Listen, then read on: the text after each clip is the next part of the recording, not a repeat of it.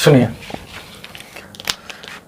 आज आपका एकक कोष्ठिका का घनत्व पढ़ाई हो रही है। ठीक है, मतलब कि अगर कोई यूनिट सेल है आपके पास तो उस यूनिट सेल का घनत्व की गणना हम लोग कैसे करेंगे।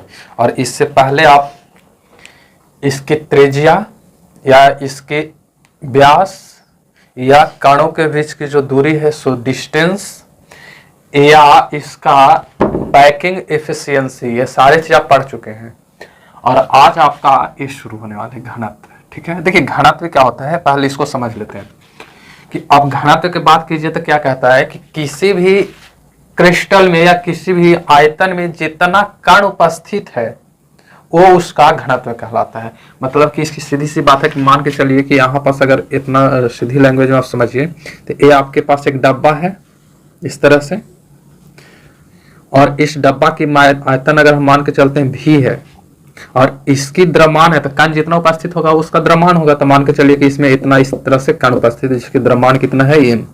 तो इसमें क्या कहता है, इसका घनत्व निकालना है। घनत्व का अर्थ होता है सीधी सी कि उसमें कितना कण मौजूद है और कितना फैल और कितना सटल मौजूद है उसके अनुसार। तो इसमें आपको निकालना है अगर इसके घनत्व तो आप इसके उपस्थित द्रव्यमान यानी कि मास द्रव्यमान में इसकी आयतन से भागा दे दीजिए। तो जितना आयतन से भागा देकर के रिजल्ट आता है इसी को हम लोग बोलते हैं घनत्व। अगर इसका द्रव्यमान अधिक होगा तो बताइए तो घनत्व भी अधिक होगा कि ना होगा। अगर इसका द्रव्यमान कम होगा तो इसका घनत्व भी क्या होगा, कम होगा। अधिक द्रव्यमान कहने का मतलब कि अगर मान के चलिए कि इसमें 20 कण है, 20 पहले से कण मौजूद है और इसकी आयतन आपका 10 है तो इसका घनत्व कितना हो जाएगा, 2 हो जाएगा। और अगर इसमें हम कण की मौजूदगी बढ़ा दूं 20 की जगह पे अगर हम 40 कर दूं तो इसकी घनत्व बढ़ जाएगी कि नहीं। और बढ़ने का मतलब कि कण और साथ पास में सट जाएगा और पास में सटने का मतलब कि यदि हम इसको 40 ले लेते हैं तो मेरा रिजल्ट कितना आ जाएगा, 40 लेने पर 4 आ जाएगा। और 4 आएगा तो बताइए 2 से ज्यादा घनत्व हुआ कि ना हुआ।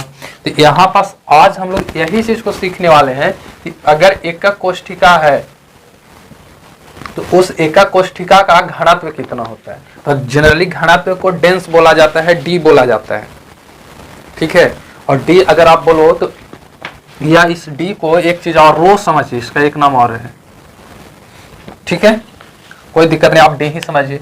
तो जनरली घनत्व के लिए आप देखिएगा तो द्रव्यमान बट्टा आयतन। तो हम लोग एकक कोष्ठिका जो पढ़े हैं वो एकक कोष्ठिका तो हम लोग 3-4 तरह से पढ़े हैं। एक एससीसी था, एक बीसीसी था, एक एफसीसी था और एक और था ईसीसी था, एक और हाँ एचसीसी एचसीपी एचसीसी था एचसी। इतना पढ़ चुके हैं हम लोग। अब बताइए ना कि इसमें अगर देखोगे तो इस सब में कणों की संख्या अलग अलग थी कि नहीं, निकाले भी थे। कि अगर एचसीसी की बात कीजिएगा तो इसमें केवल 8 कोना पर कण रहता है जिसका कुल प्रभावी कण की संख्या निकाल कर कितना आया था 1। बीसीसी के जाइए तो बीसीसी का मतलब एक बीच में, तो इसका कितना था 2। एफसीसी के बताइए, एफसीसी के 6 सतह पर और 8 कोना पर, तो इसकी कितनी थी 4। ईसीसी का बताइए 2 और एचसीपी का 4। इतना तक तो क्लियर है। अब देखिए ये जो है ये हमारा परमाणुओं की संख्या है। क्या है, परमाणुओं की संख्या। परमाणुओं की संख्या किससे डिनोट किया जाता है, जेड से। ठीक, अब यहां पास एकक कोष्ठिका का अगर हम आयतन निकालूं, एकक कोष्ठिका का आयतन घनत्व निकालूं तो घनत्व के लिए सारे फार्मूला एक होते हैं। अब यहाँ पास आपका कंसेप्ट थोड़ी सी चेंज हो जाएगी कि जैसे देखिए एकक कोष्ठिका के लिए अगर निकालिएगा यूनिट सेल, हम डायरेक्ट लिख देते हैं यूनिट सेल। तो अगर आप यूनिट सेल का घनत्व निकालिएगा या एकक कोष्ठिका का घनत्व है, डेंस ऑफ यूनिट सेल,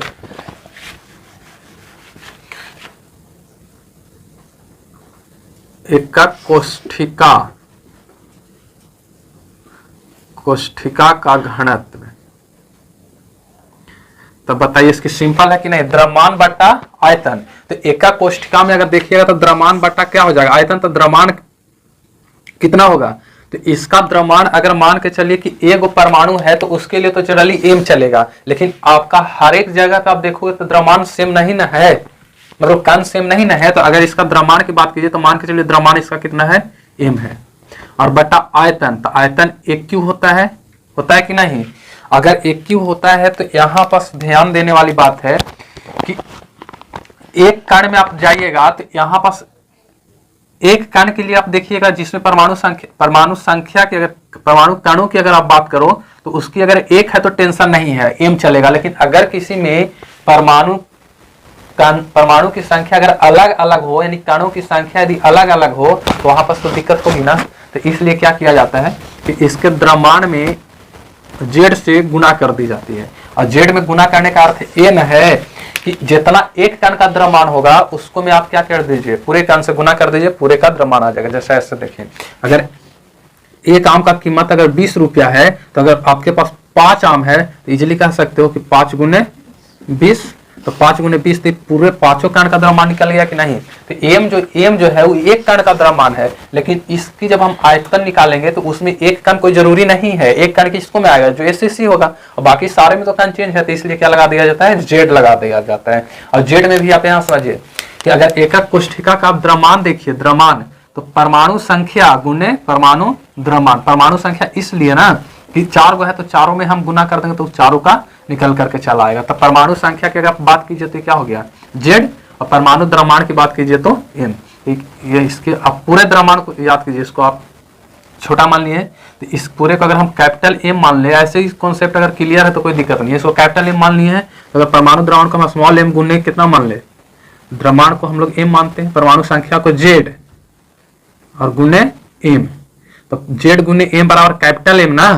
तो आप बुक में देखोगे तो कभी कभी हो सकता है कि ऐसे नाम मिलकर करके डायरेक्टली कैपिटल एम मिल जाएगा। अगर कैपिटल एम मिल जाएगा तो उसको से क्या दिक्कत है, उसका अर्थ तो यही ना हो रहा है।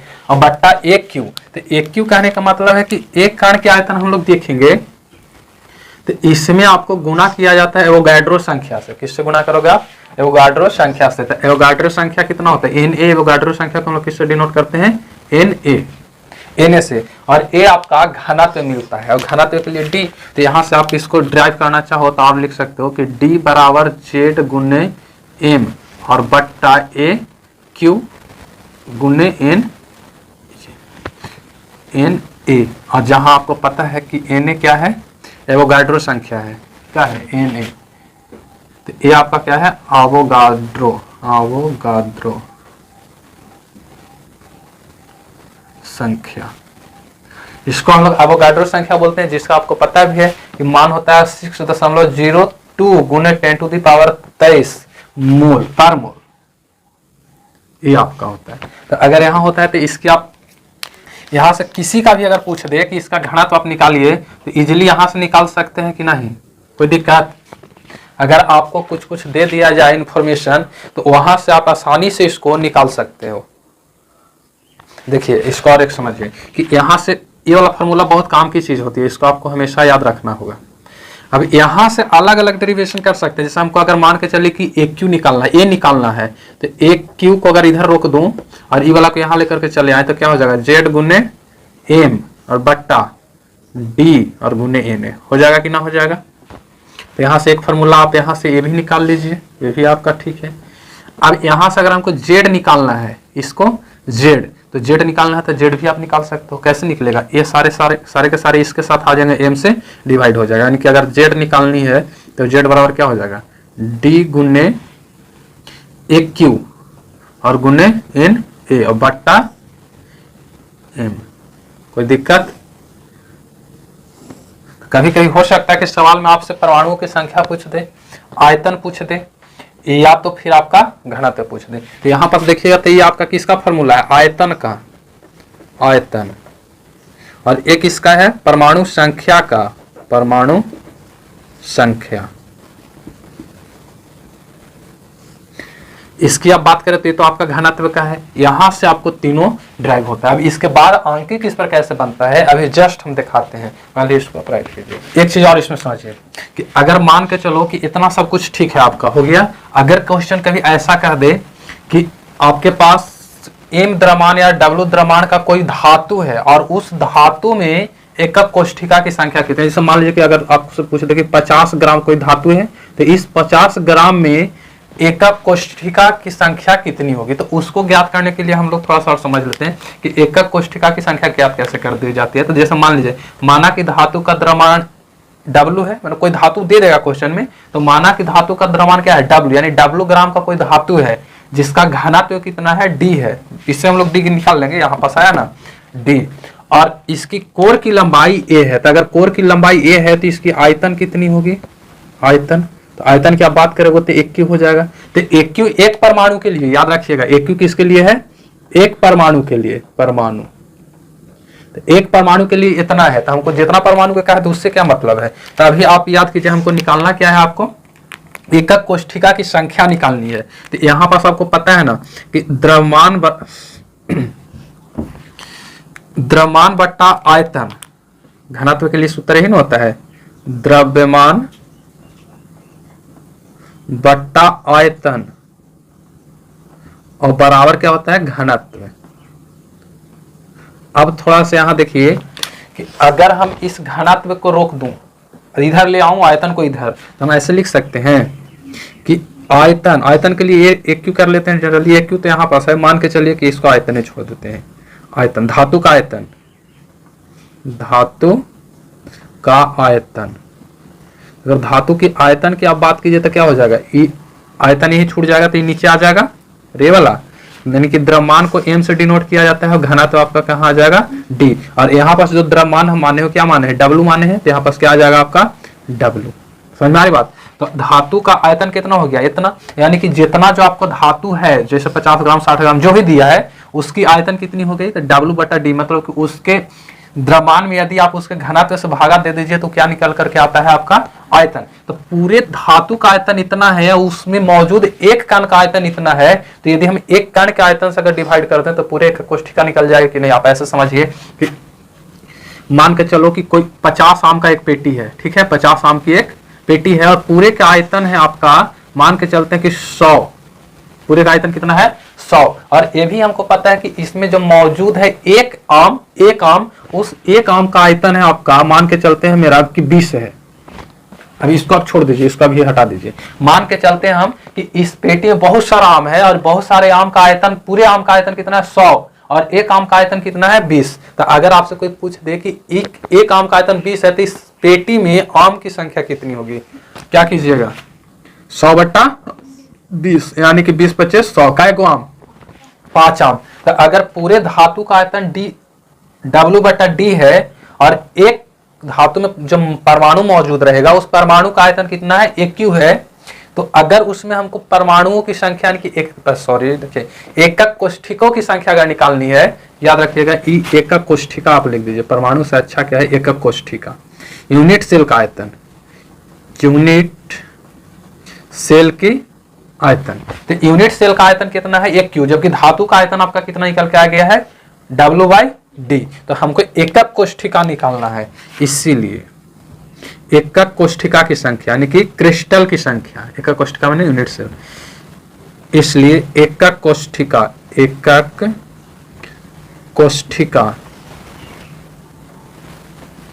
कोष्ठिका की संख्या।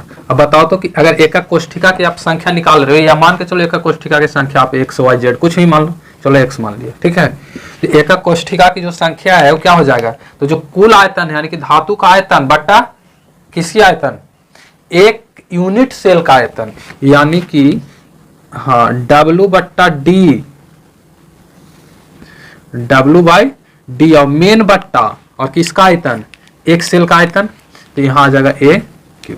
इसी का थोड़ा सा और विस्तार कीजिए तो ये वाला याद करो कि नीचे आ जाएगा यानी कि W बाई D गुने A Q, और इससे आप क्या निकाल लोगे, x निकाल लोगे, यानी कि एकक कोष्ठिका की संख्या निकाल लोगे। तो यहाँ से आपको एक सूत्र भी आ गया, ठीक है। तो आपको यहाँ से सवाल बहुत पूछता है, आपसे पूछ देगा कि 20 ग्राम धातु में 20 ग्राम धातु है और उसका एक कोष मतलब कोर की लंबाई इतना दे दिया, घनत्व दे दिया, सब कुछ देगा, और उसमें आपसे पूछ देगा कि एकक कोष्ठिका की संख्या ज्ञात कीजिए, तो आप ज्ञात कर लीजिएगा। अगर घनत्व ना भी देगा तो यहाँ आपके लिए देखिए फार्मूला मौजूद है, आप आराम से निकाल सकते हो। क्या नहीं बनेगा, आराम से बन जाएगा, राइट कीजिए।